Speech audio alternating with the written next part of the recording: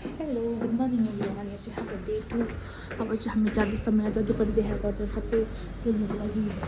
अब ढिलो भयो, खबर पनि नगयो। हिँड्दैछु म चाहिँ हो यहाँ चाहिँ चियाको अहिले होइन मारे ढिलो भएर आया।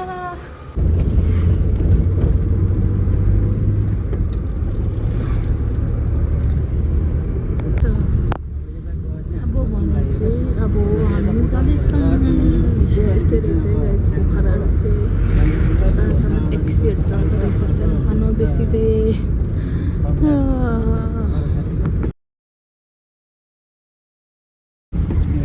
त्यहाँबाट जाने गाइस। हामी चाहिँ मोबाइल त्यहाँ र यहाँनिर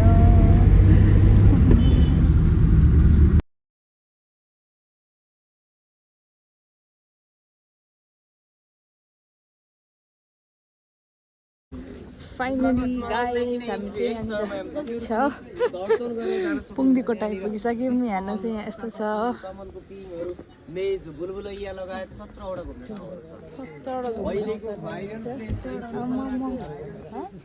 मन्दिर थियो माथि। ऊ त्यही हो मन्दिर। यहाँ कत्रो कत्रो भोज उयोहरू आम्मा हो यस्तो रहेछ यहाँ चाहिँ।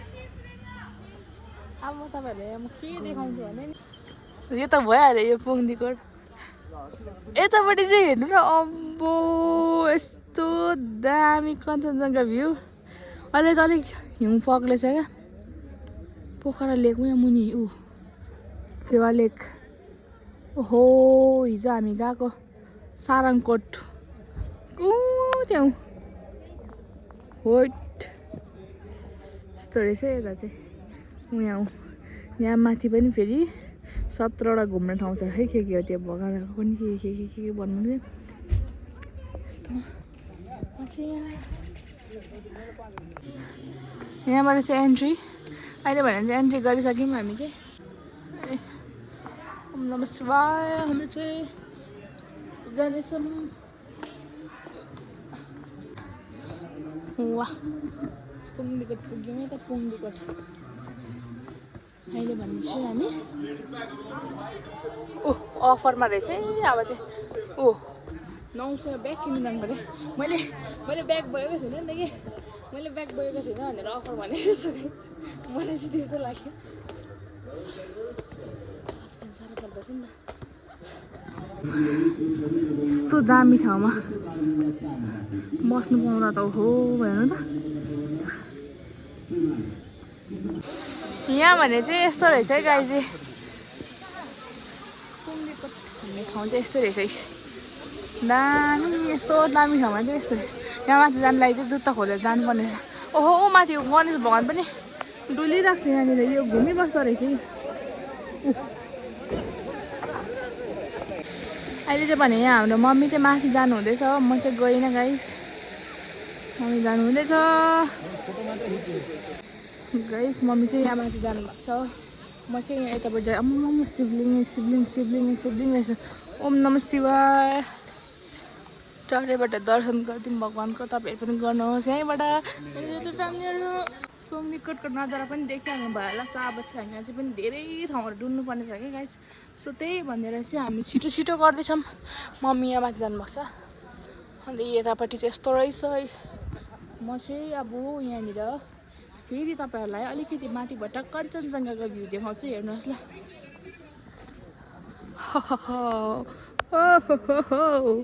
हिमाल हेर्नुहोस् है। हिमालयको माथि भन्छ नि पर्वतमाथि प्रभु।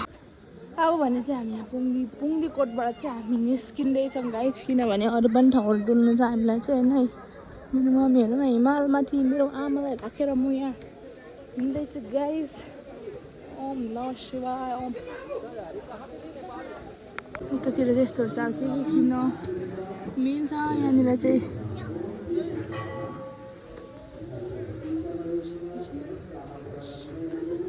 यहाँ भित्र पस्नु पाउँछ। यहाँ यस्तो लकेट मालाहरू पाउँदो रहेछ। हजुर मम्मीलाई ठिक हुन्छ अरे के मम्मीलाई ठिक हुन्छ।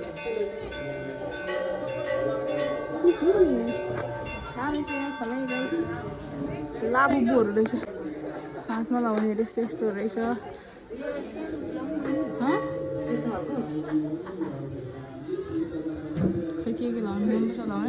सो हामी चाहिँ यहाँ सामान किनेर चाहिँ अब यहाँ खाजा खानु बस्यौँ है त गाइज हेर्नुहोस् यो चाहिँ यस्तो रहेछ यतातिर चाहिँ आम्माम पोखरा त किरा जस्तै देख्दै रहेछ यहाँ रहेछ पिङ खेल्ने ठाउँ स्तूपा उपराउ वाह ल चलो यस्तो जङ्गलको बिचमा चाहिँ एउटा यस्तो स्तूपा बुद्ध भगवानको यो रहेछ ओहो हेर्नुहोस् त साथीहरू यहाँ चाहिँ यसरी जानुपर्छ निकै पो हिँड्नुपर्ने रहेछ त हो गाइस यहाँ आन्टीकोबाट टोपी सोपी पनि किन्यो अब चाहिँ लागेको यो त यस्तो पाउँदो रहेछन् हो कत्रो मालाहरू हौ अन्त यो लगायो भने त पोक्लो गयो बियोज हुन्छ होला ल खै हिँड्दा म त थाकेर स्यास्या भइसक्यो खोइ आउँदैन आया पोखराको खिरा आया हामी चाहिँ स्तूपा आइपुगिसक्यौँ ए स्तूपा चाहिँ यस्तो रहेछ गाइस यहाँ चाहिँ फेरि नो भिडियो भन्दैछ मारिन्छ होला हामी चाहिँ स्तूपाबाट निस्किसक्यौँ गाइस तल जाँदैछ होइन त्यहाँनिर चाहिँ मैले भिडियोहरू त बनाइनँ त्यस्तो बेसी किनभने त्यहाँनिर अलो छैन रहेछ नि त सो अब चाहिँ हामी अर्कै ठाउँ जाने हेरौँ कहाँ हुन्छ कतिसम्म मेरो फोनको चार्जले साथ दिन्छ अनि स्टोरेजले पछाडिपट्टि हेर्नुहोस् न यहाँ लालुपाते कस्तो राम्रो फुलिरहेछ है यो लालुपाते नै होला जम्मै त मेडिटेसन गर्ने लागि अच्छा ए कस्तो राम्रो हौ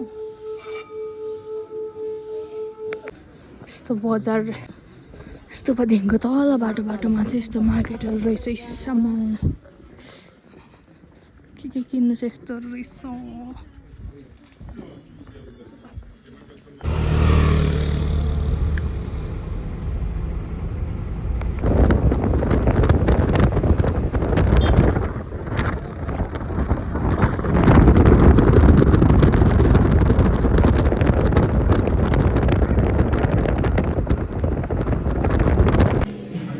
टिकट दियो अनि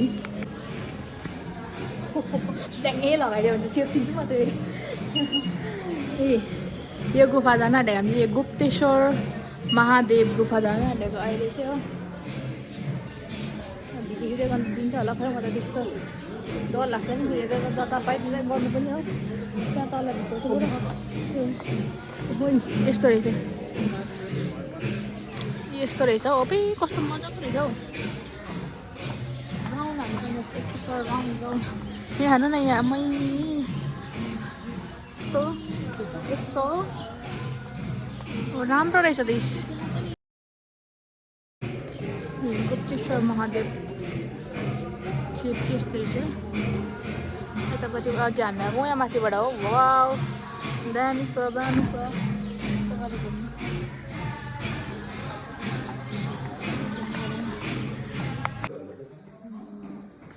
यस्तो रहेछ त्यतिखेर चाहिँ उल्टा आयो हामी ए छ यस्तो रहेछ यहाँभित्र चाहिँ